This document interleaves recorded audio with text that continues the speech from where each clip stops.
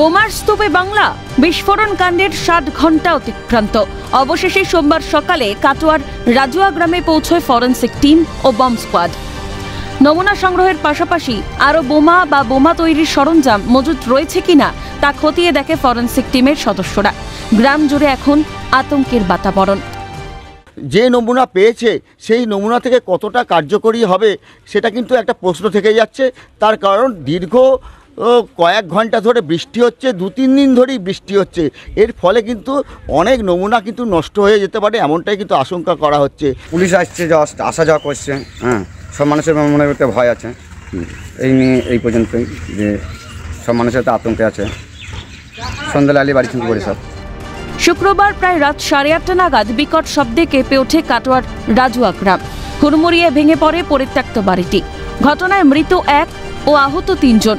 ঘটনার দিনে গ্রেফতার করা হয়েছিল অভিযুক্ত তুফান চৌধুরীকে। ঘটনায় 48 ঘন্টার মধ্যেই গ্রেফতার 6 জন। বিস্ফোরণ কাণ্ডে ধৃতদের রাজনৈতিক পরিচয় নিয়ে তুঙ্গে ওঠে রাজনৈতিক চাপানোতর। উঠে আসে জঙ্গল শেখের নাম। স্বাভাবিকভাবেই শাসকের নিশানায় বামেরা।